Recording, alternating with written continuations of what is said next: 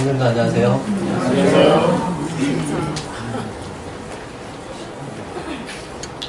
지난달에 제가 그리스도인의 교제라는 주제로 말씀을 나누었었습니다. 그리스도인의 교제에는 두 가지 차원이 있다고 말씀을 드렸었는데 기억나십니까? 큰일 났네요. 네, 그리스도인의 교제에는 두 가지 차원의 교제가 있다. 수직적 차원의 교제가 있고 수평적 차원의 교제가 있다고 말씀을 드렸습니다. 수직적 차원의 교제는 나와 누구와의 교제를 말할까요? 네, 하나님과의 교제. 그리고 수평적 차원의 교제는 나와 다른 성도들과의 교제를 말한다. 그렇게 말씀을 드렸습니다. 그래서 저번 시간에는 그리스도인의 교제에 대해서 제가 총체적으로 약간 총론을 말씀을 드렸다면 이번 시간에는 수직적 차원의 교제, 하나님과의 교제를 다루는 수직적 차원의 교제를 좀 살펴보고자 합니다. 성도님들 하루를 가장 잘 준비하고 시작하는 비결이 뭘까요? 하루를 가장 잘 준비하는 비결. 아마도 다른 사람들의 얼굴을 대하기 전에 누구의 얼굴을 대해요? 네, 하나님의 얼굴을 대하는 것. 그게 가장 하루를 잘 준비하는 비결일 것입니다. 그래서 어떤 선교사는 아침에 하나님의 말씀을 대하기 전에는 절대로 집 밖으로 나가지 않는다. 그런 원칙을 세우기도 했고요. 또 다른 어떤 선교사는 하나님의 말씀을 먹기 전엔 절대로 아침밥을 먹지 않는다. 그런 원칙을 세워서 매일매일 실천을 했다고 그래요. 그래서 자녀들 중에 아침에 말씀 안 읽었다? 그러면 뭘 안 줘요? 네, 아침밥을 안 줬다고 합니다. 네. 출애굽기 16장에 보니까 이스라엘 백성이 하루 동안 그들을 지탱해 줄 광야에서 먹었던 음식 있죠? 뭐죠? 만나. 그 만나를 언제 주었을까요? 네, 아침에 주었습니다. 출애굽기 16장에 보니까 무리가 아침마다 각 사람이 먹을 만큼만 거두었고 이렇게 나와 있습니다. 그리고 우리 주님이 지상에 계실 때 아버지와 단둘이 조용한 시간을 가지시면서 교제하셨던 그 시간도 언제였을까요? 네, 아침이었습니다. 마가복음 1장 35절에 보니까 새벽 아직도 밝기 전에 예수께서 일어나 나가 한적한 곳으로 가사 거기서 기도하시더니 이렇게 되어 있습니다. 따라서 하루 일과를 가장 잘 시작하는 것은 하나님과 함께 시간을 보내는 것입니다. 자, 다윗의 별명이 뭐죠? 하나님의 마음에 합한 사람. 개역 한글엔 그렇게 나와 있고요. 우리가 지금 읽고 있는 개역 개정에는 하나님의 마음에 맞는 사람이다. 그렇게 나와 있습니다. 자, 그렇다면 그 다윗이 하나님의 마음에 맞는 사람이 어떻게 될 수 있었을까요? 그가 하나님과 깊은 교제를 가졌기 때문입니다. 다윗은 어떻게 하나님과 깊은 교제를 가졌을까요? 잠깐 오늘 본문을 찾아보기 전에 시편에 있는 구절 두 개를 한번 찾아볼게요. 시편 5편 3절 같이 한번 읽어보겠습니다. 시작. 여호와여 아침에 주께서 나의 소리를 들으시리니 아침에 내가 주께 기도하고 바라리이다. 자, 3절에 보니까 방금 읽은 3절에 보니까 하루 중 어떤 시간이 나와 있습니까? 아침에 라는 말이 두 번 반복되고 있죠. 아침에 근데 다윗이 어떤 일을 했죠? 여기 보니까 네, 주께서 나의 소리를 들으실 것이다 그랬어요. 자, 듣는 게 누가 듣는 거예요? 주님이 듣는 거고, 그럼 말을 누가 하는 거죠? 내가 하는 거예요. 자, 주께서 나의 소리를 들으신다는 게 무슨 말인지를 다시 반복하고 있죠. 아침에 내가 주께 뭐 한다? 기도한다고 말을 하고 있습니다. 다윗이 했던 첫 번째 일은, 아침에 했던 첫 번째 일이 뭐냐면 아침에 주께 기도했다는 거죠. 하나님께 말씀을 드리는 거죠. 그죠? 자, 시편 143편으로 가보겠습니다. 시편 143편 8절 같이 읽겠습니다. 시작. 아침에 나로 하여금 주의 인자한 말씀을 듣게 하소서. 내가 주를 의뢰함이니이다. 내가 다닐 길을 알게 하소서. 내가 내 영혼을 주께 드림이니이다. 자, 143편 8절에 보니까 다윗이 또 어떤 시간에 뭘 했죠? 아침에라는 말이 또 반복되고 있죠. 아침에 다윗이 했던 또 다른 일이 뭡니까? 나로 하여금 주의 뭘 듣게 해달라고요? 인자한 말씀을 듣게 하소서. 그렇게 기도했으니까 들었겠죠. 하나님의 인자한 말씀을 들었습니다. 즉 하나님의 말씀을 듣는 시간을 가졌죠. 왜 그 하나님의 인자한 말씀을 듣는 시간을 가질 필요가 있죠? 내가 주를 의뢰합니다. 그러면서 내가 다닐 길을 어떻게 해달라고요? 알게 해달라고. 내가 오늘 살아갈 그 하루길을 하나님께서 인도해 주십시오. 그런 간절한 마음으로 하나님의 음성을, 하나님의 말씀을 들었던 거죠. 자, 방금 찾아본 시편의 두 구절을 통해서 우리가 종합을 해보면 다윗은 아침에 두 가지를 했습니다. 첫 번째 뭘 했어요? 하나님께 말씀을 드리는, 즉 기도하는 시간을 가졌고, 그 다음에 뭘 했어요? 하나님의 말씀을 듣는 시간을 가졌어요. 기도와 말씀, 말씀과 기도, 이것은 하나님과의 교제, 수직적 차원의 교제의 가장 중요한 두 개의 축입니다. 우리도 아버지와 아들, 자식 간에 서로 대화를 나누고 그러면서 서로를 더 깊이 알아가고 친밀해지잖아요. 그런 것처럼 하나님과 우리 사이의 교제에도 하나님의 말씀, 음성을 듣고 또 하나님께 말씀드리는 것, 기도죠. 이 두 가지 모두가 필요합니다. 그래야 교제가 쌍방향이 되는 거죠. 하나님의 음성을 듣고 또 내가 하나님께 말씀드리고, 말씀을 듣고 기도하고, 이게 주고받는 거죠. 일방적으로 하나님 말씀만 듣는다든지 아니면 일방적으로 하나님께 말씀을 드리든지 이거는 건강한 교제 관계가 아닌 거죠. 하나님과 쌍방향으로 소통이 돼야 되겠죠. 오늘은 특별히 하나님의 여러 사람들 중에서 선지자 이사야를 만나보고자 합니다. 선지자 이사야의 간증을 통해서 아침에 주님과 교제의 시간을 갖는 것이 무엇이 유익한지 살펴보고자 합니다. 그래서 오늘 말씀의 제목은 아침 경건의 시간이 주는 유익이라고 정해봤습니다. 오늘 말씀 제목이 뭐라고요? 네, 아침 경건의 시간이 주는 유익. 자, 그러면 오늘 살펴볼 본문을 찾아보겠습니다. 이사야서 50장 4절에서 11절입니다. 교독하겠습니다. 제가 먼저 읽습니다. 주 여호와께서 학자들의 혀를 내게 주사 나로 곤고한 자를 말로 어떻게 도와줄 줄을 알게 하시고 아침마다 깨우치시되 나의 귀를 깨우치사 학자들같이 알아듣게 하시도다. 주 여호와께서 나의 귀를 여셨으므로 내가 거역하지도 아니하며 뒤로 물러가지도 아니하며 나를 때리는 자들에게 내 등을 맡기며 나의 수염을 뽑는 자들에게 나의 뺨을 맡기며 모욕과 침뱉음을 당하여도 내 얼굴을 가리지 아니하였느니라. 주 여호와께서 나를 도우심으로 내가 부끄러워하지 아니하고 내 얼굴을 부실돌같이 굳게 하였으므로 내가 수치를 당하지 아니할 줄 아노라. 나를 의롭다 하시는 이가 가까이 계시니 나와 다툴 자가 누구냐? 나와 함께 설지어다. 나의 대적이 누구냐? 내게 가까이 나올지어다. 오라 주 여호와께서 나를 도우시리니 나를 정죄할 자가 누구냐? 오라 그들은 다 옷과 같이 헤어지며 종이 그들을 먹으리라. 너희 중에 여호와를 경외하며 그의 종의 목소리를 청종하는 자가 누구냐? 흑암 중에 행하여 빛이 없는 자라도 여호와의 이름을 의뢰하며 자기 하나님께 의지할지어다. 오라 불을 피우고 횃불을 둘러 띈 자여 너희가 다 너희의 불꽃 가운데로 걸어가며 너희가 피운 횃불 가운데로 걸어갈지어다. 너희가 내 손에서 얻을 것이 이것이다. 너희가 고통이 있는 곳에 누우리라. 네. 방금 읽은 본문에 보니까 선지자 이사야가 아침에 일어나서 맨 처음에 한 일이 무엇이었을까요? 아침에 일어나서 맨 처음에 한 일이 무엇이었는가 보니까 하나님과 조용히 사귐의 시간을 갖는 일이었습니다. 4절에 보면 하나님께서 아침마다 나를 어떻게 하신다고요?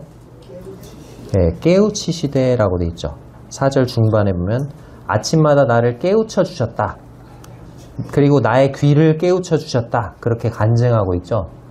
자, 아침마다 나를 깨우쳐 주셨다는 것은 아침마다 하나님의 말씀을 통해서 하나님의 음성을 듣고 하나님의 뜻을 배웠다는 거죠. 그것이 아침마다 선지자 이사야가 했던 일이었습니다. 그 결과로 선지자 이사야는 4가지 유익을 얻게 되었다. 그렇게 고백하고 있습니다. 마찬가지로 우리도 매일 아침 하나님의 말씀을 대하고 하나님과 조용한 시간을 갖게 될 때 선지자 이사야가 얻었던 그 유익을 똑같이 얻을 수 있을 것입니다. 그렇다면 아침 경건의 시간이 주는 유익 4가지는 무엇일까요? 먼저 첫 번째 유익은 곤고한 자를 격려할 지혜를 얻게 된다는 것입니다. 4절에 나와 있죠. 첫 번째 유익은 곤고한 자를 격려할 지혜를 얻게 된다. 4절을 보시면 주 여호와께서 무엇을 내게 주셨다고 되어 있습니까? 네, 학자들의 혀를 내게 주셨다. 하나님께서 선지자 이사야에게 학자들의 혀를 주셨다고 말하고 있죠. 자, 학자들이 말을 잘해요, 못해요? 말을 참 잘하죠. 어려운 상황에서도 막힘이 없이 술술 경우에 합당한 말을 조리 있고 재치 있게 말하는 것이 학자들의 혀입니다. 그런데 그렇게 학자들처럼 말할 수 있는 그 혀를 하나님이 나에게 주셨다. 그렇게 선지자는 말하고 있습니다. 그런데 그런 학자들의 혀를 나에게 주셔서 어떤 일을 하게 하셨다고 말씀하고 있어요? 학자들의 혀를 내게 주사 어떤 일을 하게 하셨다고요? 그렇죠. 나로 곤고한 자를 말로 어떻게 도와줄 줄 알게 하셨다. 이렇게 말합니다. 그러니까 하나님께서 나에게 학자들의 혀를 주셔서 곤고한 자, 즉 삶의 어려움에 지쳐있는 사람들을 말로 어떻게 도와줘야 할지 그것을 알게 하셨다. 이렇게 말하고 있는 거죠. 우리 주위에는 삶에 찌들고 지치고 고달파서 위로와 격려가 필요한 사람들이 많습니다. 그런데 정작 그런 사람들을 만났을 때 우리는 무슨 말로 위로해 줘야 할지 잘 모릅니다. 그런데 하나님께서는 그런 상황에서 그런 사람들을 진정으로 도와줄 수 있는, 그들에게 희망과 용기를 줄 수 있는 말을 해줄 수 있는 학자들의 혀를 나에게 주신다는 것입니다. 자, 그렇다면 어떻게 이런 곤고한 자들을 말로 도와줄 수 있는 학자들의 혀를 지닐 수 있을까요? 주님과의 아침 교제에서 받은 하나님의 말씀이 바로 나에게 학자들의 혀를 주는 것입니다. 4절 후반절에서 아까 우리가 봤던 것처럼 선지자 이사야는 주 여호와께서 아침마다 깨우쳐 주시는 하나님의 음성을 들었습니다. 그리고 나의 귀를 깨우쳐 주셔서 학자들같이 알아듣게 하시는 하나님의 말씀을 대했습니다. 이처럼 매일 아침 하나님의 말씀을 대했을 때 선지자 이사야는 그날 만나는 사람들을 말씀으로 격려해 줄 수 있었던 거예요. 영적으로 곤고한 자들을 하나님의 말씀으로 세워줄 수 있었고, 또 권면이 필요한 자들에게는 하나님의 권면의 말씀으로, 또 하나님의 약속이 필요한 자들에게는 하나님의 약속을 증거해 줄 수 있었습니다. 우리도 이처럼 선지자 이사야처럼 아침마다 하나님의 말씀을 대할 때 학자들의 혀를 지닐 수 있게 됩니다. 위로가 필요한 성도들을 말씀으로 위로해 줄 수 있고, 격려가 필요한 성도들을 하나님의 말씀으로 격려해 줄 수 있습니다. 또 이 세상에서 아무런 희망을 발견하지 못하는 구도자들에게는 영생의 소망에 관한 말씀을 증거해 줄 수 있습니다. 아침에 하나님을 대하면서 듣고 받았던 말씀이 오늘 하루를 살아가면서 나에게 힘이 될 뿐만 아니라 다른 사람들에게도 힘을 줄 수 있는 것입니다. 아침에 아버지 하나님과의 교제를 통해서 다른 성도들을 격려할 수 있는 그런 다정한 말을 알려주실 때에야 비로소 우리는 다른 성도들과의 교제를 바르게 가질 수 있는 것입니다. 하나님과의 교제가 바르게 이루어지지 않는다면 성도들과의 교제가 바르게 이루어질까요? 하나님과의 교제가 바르게 이루어지고 있지 않다. 그럼 성도들과의 교제에 있어서도 문제가 발생합니다. 하나님께 성도들에게 해줄 그런 다정한 말을 못 들었어요. 그러면 내 입에서 어떤 말이 나갈까요? 다정한 말이 나갈까요? 아니요. 거친 말이 나갑니다. 원망과 불평의 말이 나가게 됩니다. 아침에 하나님의 말씀을 대하시기 바랍니다. 그러면 이 자리에 계신 성도님들도 학자들의 혀를 갖게 되실 것입니다. 그래서 곤고한 자를 말로 어떻게 도와줄 줄 아는 지혜를 받게 되실 것입니다. 자, 두 번째, 주님과의 아침 교제가 주는 유익 두 번째는 하나님의 뜻에 더 잘 순종할 수 있다는 것입니다. 5절과 6절에 나와 있는데요. 자, 유익 두 번째가 뭐라고요? 하나님의 뜻에 더 잘 순종할 수 있다. 자, 5절을 제가 읽어보겠습니다. 주 여호와께서 나의 귀를 여셨으므로 내가 거역하지도 아니하며 뒤로 물러가지도 아니하며. 자, 선지자 이사야가 거역하지도 않고 뒤로 물러가지도 않았던 이유가 뭐라고 말씀하고 있죠? 주 여호와께서 나의 뭘 했다고요? 나의 귀를 여셨기 때문에. 하나님이 나의 귀를 여셨는데 내가 그분의 음성을 들었는데 내가 어찌 거역할 수 있겠는가? 내가 어찌 뒤로 물러갈 수 있겠는가 하는 것입니다. 하나님과의 아침 교제를 통해서 내 귀를 열어서 하나님의 음성을 듣게 하시고 하나님이 기뻐하시고 온전하신 뜻이 무엇인지 깨닫게 되었기 때문에 그 뜻에 순종하게 되었다는 것이죠. 여기 지금 두 가지가 나와 있죠. 하나님의 뜻에 부정적으로 반응하는 두 가지 태도가 나와 있는데 거역한다와 뒤로 물러간다가 나와 있죠. 거역한다는 건 뭐죠? 해라 그랬는데 어떻게 해요? 안 하는 거죠. 하지 말아라 그랬는데 하는 거죠. 이렇게 해라 그랬는데 저렇게 하고 저렇게 해라 그랬는데 이렇게 하는 게 거역하는 겁니다. 자, 뒤로 물러간다는 표현이 나왔는데 이것은 순종의 시기와 관계가 있습니다. 하나님은 지금 순종해라 그랬는데 지금은 아니고요. 나중에 순종할게요. 지금은 아니에요. 이렇게 뒤로 순종을 미루는 거, 이게 뒤로 물러가는 거죠. 근데 주님과 아침 교제를 매일 갖는 사람은 하나님의 음성을 매일 듣겠죠. 매일 듣기 때문에 거역하거나 뒤로 물러갈 수 있다 없다? 없다는 겁니다. 왜냐하면 하나님은 순종할 때까지 계속 말씀하시거든요. 너 왜 순종 안 해? 어제도 말했잖아. 오늘 또 말씀하시고 순종할 때까지 계속 말씀하시거든요. 그렇기 때문에 거역하거나 뒤로 물러가면서 버티면 계속해서 들려오는 하나님의 음성 때문에 마음이 괴롭게 됩니다. 하나님의 음성에 순종하지 않고는 못 배기게 됩니다. 이사야는 주님과의 아침 교제를 통해서 하나님의 뜻에 더 잘 순종하게 되었다고 고백하고 있습니다. 내가 거역하지도 않았고 뒤로 물러가지도 아니했다. 왜? 주께서 나의 귀를 여셨기 때문에. 그러면서 어디까지 순종했다고 말하고 있습니까? 6절에 순종을 했는데 어디까지 순종한 거예요? 6절에 나를 때리는 자들에게 내 등을 맡겼대요. 나의 수염을 뽑는 자들에게 나의 뺨을 맡겼대요. 모욕과 침뱉음을 당하여도 내 얼굴을 가리지 않았대요. 즉 하나님의 뜻에 순종하는 것이 고난의 길이라 할지라도 참고 견딜 수 있게 되었다. 그렇게 고백하고 있습니다. 이사야가 하나님의 말씀을 백성들에게 전하라, 그 하나님의 명령에 순종했을 때 이사야를 핍박하고 수치와 모욕을 줬던 사람들이 있었습니다. 하나님의 말씀을 대하지 않고는 이와 같은 수치와 모욕을 참을 수 있을까요? 없을 것입니다. 보통 사람이라면 당한 대로 갚아주고 싶잖아요. 그런데 어디에서 그와 같은 수욕을 참을 수 있는 힘이 나왔을까요? 네, 하나님의 말씀, 주께서 나의 귀를 여셨으므로 이렇게 말하고 있죠. 매일 아침 대했던 하나님의 말씀으로 그 고난을 참아낼 힘을 얻었던 것입니다. 하나님이 이사야에게 이렇게 말씀하셨을 거예요. 이사야야, 너는 저 불순종하는 백성들에게 내 말을 전해라. 그러나 그들은 듣지 않을 것이다. 그들은 들어도 깨닫지 못할 것이고 보아도 알지 못할 것이다. 그러니까 이사야는 열매를 기대할 수 없는, 열매가 별로 보이지 않는 그런 사역으로 부르심을 입은 거죠. 이사야가 하나님께 아마 이렇게 얘기를 했을 거예요. 하나님, 제가 언제까지 이 일을 해야 하죠? 하나님이 대답하십니다. 성읍들이 황폐하게 되고 이 백성들이 포로로 끌려갈 때까지 그렇게 해라. 그럼 하나님 말씀을 전하다가 그들이 나를 때리면 어떻게 해요?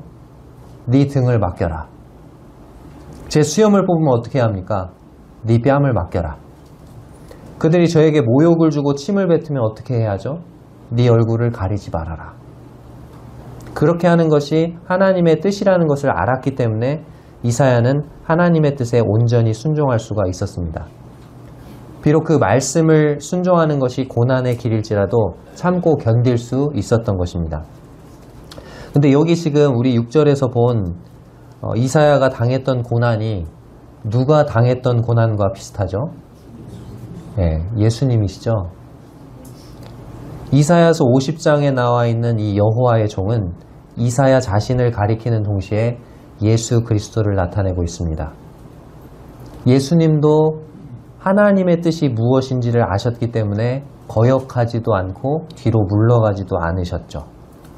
그리고 모든 고난과 수치와 모욕 앞에 자신의 등과 뺨과 얼굴을 맡기신 것입니다. 그리고 죽기까지 아버지의 뜻에 순종하셨습니다. 예수님이 어떻게 그렇게 하실 수 있었죠? 어떻게 아버지의 뜻을 아실 수 있었죠? 하나님 아버지와의 친밀한 교제 때문이었습니다. 예수님은 아무리 바쁘고 피곤해도 매일 아침 아버지와 교제하는 시간을 거르지 않으셨어요. 예수님은 하나님의 뜻이 무엇인지 너무나 잘 아셨고 항상 아버지의 뜻을 행하기를 즐겨 하셨습니다.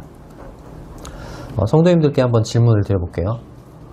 어떤 아들이 아버지의 마음을 잘 알까요? 첫 번째 아들, 아버지와 자주 대화하는 아들. 두 번째 아들, 어쩌다 한 번씩, 한 달이나 두 달에 한 번씩 전화하는 아들. 어떤 아들이 아버지의 뜻을 더 잘 알까요? 자주 대화하는 아들이 아버지의 뜻을 더 잘 알 것입니다. 그 아들이 아버지의 심정을 가장 잘 이해하고 아버지가 기뻐하는 뜻이 무엇인지 가장 잘 아는 아들일 것입니다. 그리고 그 아들이 아버지가 기뻐하는 뜻을 행하는 것입니다. 성도님들, 아버지 하나님과 아침 교제를 매일 가지시기 바랍니다.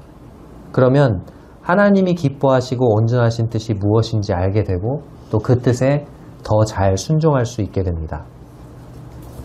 자, 이제 세 번째, 주님과의 아침 교제가 우리에게 주는 유익 세 번째는 하나님의 도우심에 대한 확신과 담대함을 얻게 된다는 것입니다. 자, 세 번째 유익이 뭐라고요? 하나님의 도우심에 대한 확신과 담대함을 얻게 된다.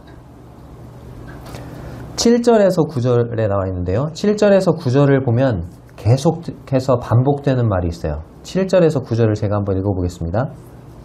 반복되는 말이 뭔지 한번 찾아보세요. 7절에서 9절. 주 여호와께서 나를 도우심으로 내가 부끄러워하지 아니하고 내 얼굴을 부싯돌같이 굳게 하였으므로 내가 수치를 당하지 아니할 줄 아노라. 나를 의롭다 하시는 이가 가까이 계시니 나와 다툴 자가 누구냐? 나와 함께 설지어다. 나의 대적이 누구냐? 내게 가까이 나올지어다. 보라, 주 여호와께서 나를 도우시리니 나를 정죄할 자 누구냐? 보라, 그들은 다 옷과 같이 헤어지며 좀이 그들을 먹으리라. 자, 여기 두 번 반복되는 말이 있었어요. 뭡니까? 네, 주 여호와께서 나를 도우시리니, 도우심으로, 이런 얘기 나왔죠. 7절에 보니까 주 여호와께서 나를 도우심으로. 자, 8절에는 도우신다 그렇게 직접적으로 얘기는 안 하고 있는데 비슷한 말이 있습니다. 나를 의롭다 하시는 이가 어떻게 있대요?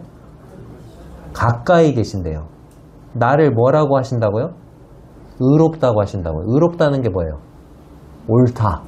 네가 옳다. 그러니까 누구 편인 거예요? 내 편인 거죠. 내 편인 그분이 내 어디에 있어요? 가까이에 계시는 거죠. 가까이에서 나를 변호하고 있고 나를 돕고 있는 거죠. 9절에도 보라, 주 여호와께서 나를 도우시리니. 이사야 선지자는 하나님의 도우심을 확신하고 있었습니다. 그래서 매우 담대했어요. 여기 나와 있는 이 선지자 이사야의 어조는 확신에 가득 차 있고 아주 담대한 어조입니다.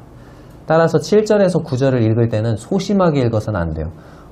주 여호와께서 나를 도우심으로, 이렇게 하면 안 되고 주 여호와께서 나를 도우심으로, 이렇게.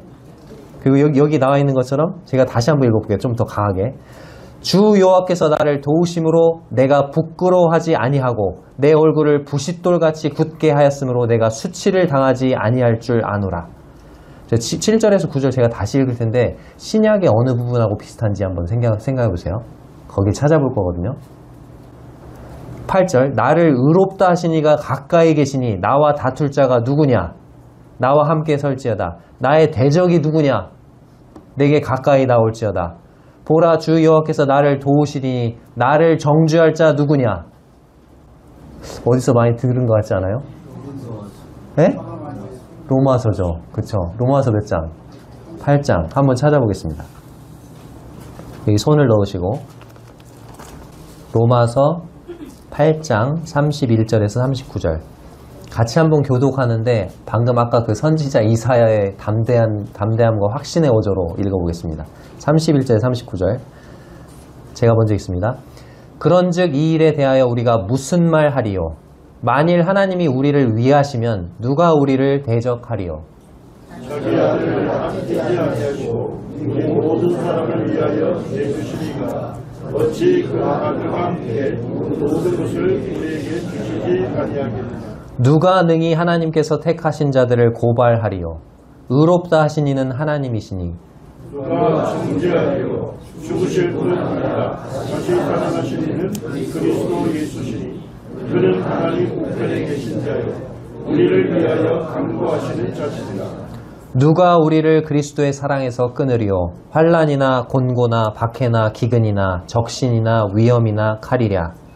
기록된 바 우리가 종일 주를 위하여 죽임을 당하게 되고 살살당한 양같이 여김을 받았다이다 한가 같으니라. 그러나 이 모든 일에 우리를 사랑하시는 이로 말미암아 우리가 넉넉히 이기느니라. 내가 확신하노니 사망이나 생명이나 천사들이나 군사자들이나 현재이나 장래이나 능력이나 높음이나 깊음이나 다른 어떤 피조물이라도 우리를 우리 주 그리스도 예수 안에 있는 하나님의 사랑에서 끊을 수 없으리라.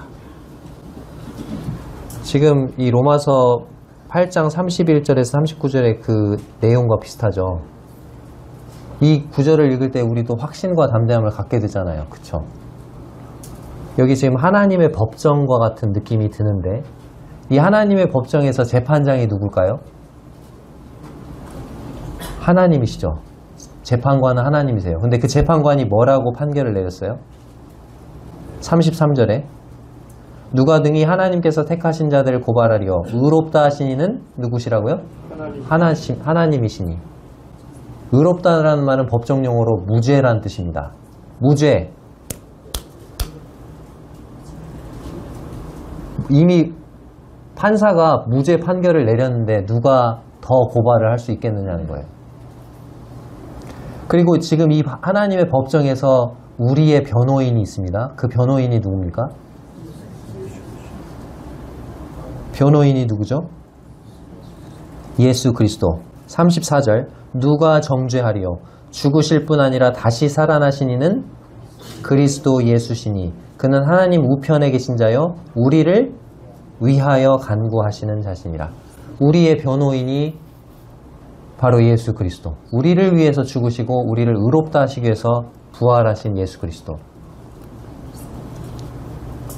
그 전에 제가 한번 말씀드린 적이 있는데 이 세상의 모든 사람들은 상처나 흉터 이런 것들이 부활의 몸으로 변화될 때 그걸 가지고 부활할까요? 아니면 없어질까요? 없어집니다. 온전한 몸으로. 다리를 저는 분도 온전한 다리로 모든 상처와 흉터들이 사라지고 깨끗한 온전한 몸으로 변화되어 부활할 것입니다. 근데 희한하게 상처와 흉터를 그대로 안고 부활한 유일한 분이 계세요. 그게 누구죠? 예수 그리스도. 왜죠? 하나님 우편에서 우리를 변호하기 위해서. 사탄이 우리를 계속 송사하죠. 고발하죠. 그럴 때마다 지금 사탄이 고발하는 저 죄는 제가 이미 다 받았습니다. 하나님 앞에 우리를 변호하고 계시는 거죠. 선지자 이사야가 자신을 도우시는 하나님을 확신하는 가운데 담대했던 것처럼 우리도 확신과 담대함을 가질 수 있죠. 이와 같은 확신과 담대함이 어디서 나옵니까? 우리 자신에게서 나옵니까? 아니죠. 하나님의 말씀을 대할 때 하나님의 말씀에서부터 이와 같은 확신과 담대함이 오는 것입니다. 이와 같은 확신과 담대함 속에서 하루를 시작하고 싶지 않으십니까? 그렇다면 주님과 아침 교제를 가지시기 바랍니다. 주님과의 아침 교제 속에서 주님이 우리에게 주신 놀라운 약속들을 발견하시기 바랍니다. 그런 다음 그 놀라운 하나님의 약속의 말씀을 가지고 담대히 세상으로 나아가시기 바랍니다. 직장으로, 일터로. 그럴 때 우리는 말씀으로 인한 확신과 담대함 속에서 하루를 시작할 수 있습니다. 자, 이제 네 번째, 주님과의 교제, 아침 교제가 주는 네 번째 유익은 하나님의 인도하심을 받을 수 있다는 것입니다. 본문으로 돌아가세요. 이사야서 50장 10절 11절 제가 읽겠습니다. 너희 중에 여호와를 경외하며 그의 종의 목소리를 청종하는 자가 누구냐? 흑암 중에 행하여 빛이 없는 자라도 여호와의 이름을 의뢰하며 자기 하나님께 의지할지어다. 보라, 불을 피우고 횃불을 둘러 띈 자여, 너희가 다 너희의 불꽃 가운데로 걸어가며 너희가 피운 횃불 가운데로 걸어갈지어다. 너희가 내 손에서 얻을 것이 이것이라. 너희가 고통이 있는 곳에 누우리라. 여기 두 부류의 사람이 나오는데요. 첫 번째 부류의 사람은 어떤 사람이냐면 여기 지금 10절에 나오는 사람인데, 자, 이 10절에 나오는 사람은 지금 어디 가운데 지금 행하고 있죠? 어디를 걸어가고 있어요? 흑암 중에. 흑암 중이면은 어두캄캄하죠. 보이지가 않아요. 어두워서 하나도 안 보여요. 그래서 내 손을 잡고 내 길을 인도해 줄 사람이 필요해요. 그래서 옆에 사람을 잡았어요. 그리고 그 사람을 의지했어요. 그러면서 걷고 있어요. 근데 내가 손을 잡고 의지하고 걷고 있는 그 사람이 누구냐 봤더니 하나님이에요. 그렇다면 나의 걸음이 안전할까요? 불안전할까요? 안전하겠죠. 흑암 중에 행하여 빛이 없는 자라도 하나님의 이름을 의뢰하며 하나님께 의지하는 그 사람은 하나님이 그의 빛이 되어주실 것입니다. 그는 하나님의 인도함을 받게 될 것입니다. 그런데 11절에 보면 또 다른 부류의 사람이 나옵니다. 자, 이 사람은 뭘 피우죠? 네, 불을 피웁니다. 불을 피우고 뭘 둘러띄었어요? 횃불을 둘러띄었어요. 즉 불을 피웠는데 누가 피운 횃불이죠? 중간에 보니까 너희가 피운 횃불이라고 되어 있죠. 너희가 피운 횃불, 너희의 불꽃 이렇게 되어 있죠. 자, 자기가 손수 불을 피워가지고 횃불을 들고 있는 사람입니다. 자, 이 사람은 그런 거죠. 흑암, 어두운 데를 가야 되는데 이 사람은 그래, 내가 갈 길이니까 내가 갈 길을 손수 밝혀보겠어. 나는 다른 사람의 손 안 잡아. 하나님의 도움, 인도 필요 없어. 내가 갈 길은 내가 밝혀. 하는 거죠. 자, 이 사람이 지금 손수 불을 피워가지고 횃불을 들고 이제 자기가 그 길을 가는 거예요. 자, 이 사람은 결과 어떻게 됩니까? 하나님이 뭐라고 말씀하시죠? 너희가 다 너희의 불꽃 가운데로 걸어가며 너희가 피운 횃불 가운데로 걸어갈지어다. 하나님이 뭐라고 말씀하시면 너희가 피운 횃불 가운데로 한번 걸어가 봐라. 하나님의 인도하심이 필요 없다고 생각하는 너 자신만의 방법으로 네 길을 헤쳐나가 봐라. 자, 그랬을 때 너희가 내 손에서 얻을 게 뭡니까? 11절에 너희가 내 손에서 얻을 것이 이것이라. 뭡니까? 너희가 고통이 있는 곳에 누우리라. 하나님의 말씀을 의지해서 하나님의 인도하심을 구해야 되는데 그렇게 하지 않고 자기 자신의 방법으로 이 세상을 헤쳐나가고 자기의 길을 가는 사람의 결말이 뭡니까? 고통입니다. 고통. 그는 고통이 있는 곳에 눕게 될 거라고 하나님께서 말씀하고 계세요. 이와 같은 불행한 결말을 보지 않기 위해서 우리가 해야 할 일이 무엇일까요? 겸손히 하나님의 인도하심을 구하는 것입니다. 그러기 위해서 아침마다 하나님의 말씀을 대해야 하는 것입니다. 하나님의 말씀을 대하지 않고 하루를 시작하는 것은 마치 내가 피운 횃불을 들고 오늘 하루를 한번 헤쳐나가 보겠어. 그렇게 말하는 것과 같은 것입니다. 말씀을 대하지 않고 하루를 보냈을 때 우리는 수많은 실패를 경험하게 되고 고통을 겪게 됩니다. 그러나 하나님의 말씀을 의지해서 하루를 시작할 때 그 말씀은 우리의 삶을 안전한 길로 인도해 주시는 것입니다. 아침 경건해 주는 시간이 주는 유익 4가지를 제가 말씀을 드렸는데, 그러면 경건의 시간을 갖는 구체적인 방법에 대해서, 물론 이 자리에 계시는 성도님들 중에는 경건의 시간을 갖는 방법을 다 알고 계신 분도 계시겠지만 경건의 시간을 갖는 구체적인 방법을 말씀을 드리겠습니다. 먼저 첫 번째로 성령의 도우심을 구하시기 바랍니다.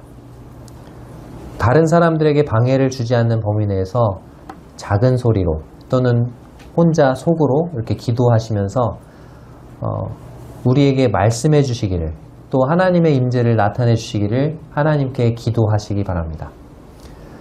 성령님께서 이 성경의 저자이시잖아요. 그리고 이 성경이 이 성령님의 감동으로 쓰여진 것이잖아요. 그렇기 때문에 분명하게 하나님의 말씀을 깨닫게 해달라고, 나에게 이 말씀을 비춰달라고, 조명해달라고 기도할 때 성령님께서 이 말씀을 깨닫게 해주십니다.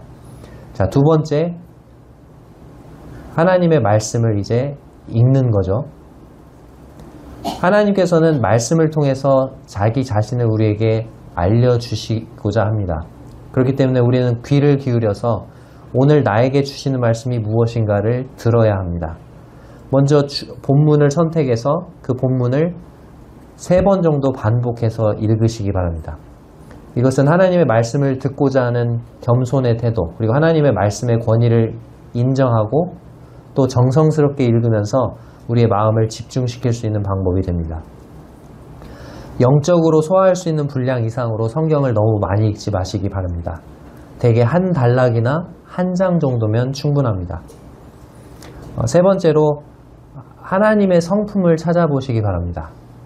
말씀을 묵상하고 또 본문을 통해서 하나님이 어떤 분이신지, 성부 하나님, 성자 하나님, 성령 하나님에 대해서 이 본문이 말씀하고 있는 바들을 찾아보세요. 밑줄을 쳐보시고, 그리고 그 말씀에 나를 비추어서 하나님이 여기서 어떤 명령을 내리고 계시는지, 어떤 약속을 하고 계시는지, 내가 고백해야 할 죄는 없는지, 실천해야 할 행동이 무엇인지, 이런 것들을 묵상하시기 바랍니다.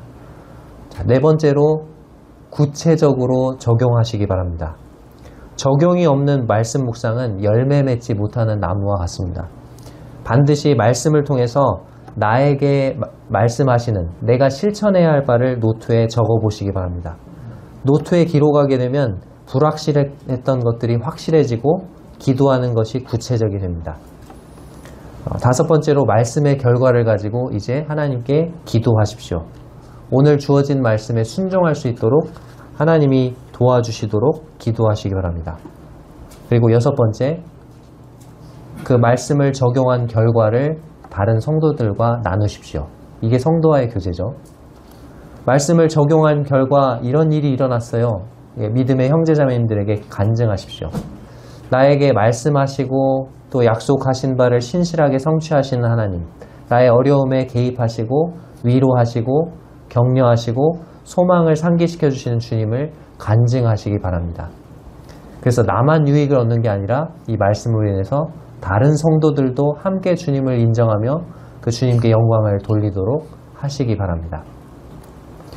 올포드라는 사람이 이렇게 말했다고 해요. 하나님과 시간을 보내는 경건의 시간은 영적인 성숙의 필수 불가결한 요소이자 신앙생활의 성패 여부를 보여주는 가늠죄이다. 그러니까 하나님과 경건의 시간을 가지는 것이 우리 영적인 성숙에 꼭 필요하다라는 거죠. 그리고 그것이 신앙생활의 성패를 가른다, 그렇게 얘기를 하고 있는 거죠. 이 시간 성도님들에게 질문을 드립니다. 성도님들은 날마다 하나님과 만날 약속을 하고 계십니까? 그리고 성도님들은 그 시간을 충실히 지키고 계십니까? 우리가 하나님과 만나서 교제하는 이 시간이 없이도 영적인 생활에서 승리할 수 있을까요? 불가능할 것입니다. 이번 시간 말씀을 정리해 보겠습니다.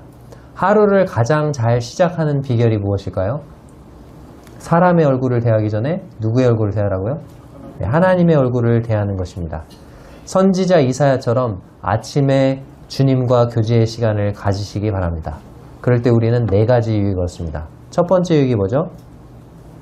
곤고한 자를 격려할 지혜를 얻게 됩니다. 두 번째, 하나님의 뜻에 더 잘 순종할 수 있습니다. 세 번째, 하나님의 도우심에 대한 확신과 담대함을 얻을 수 있습니다. 네 번째, 하나님의 인도하심을 받게 됩니다. 이 자리에 계신 성도님들이 매일 아침 하나님과 친밀한 교제 가운데 거하셔서 이와 같은 유익들을 누리시게 되기를 간절히 바랍니다. 이상으로 말씀 마치겠습니다. 감사합니다.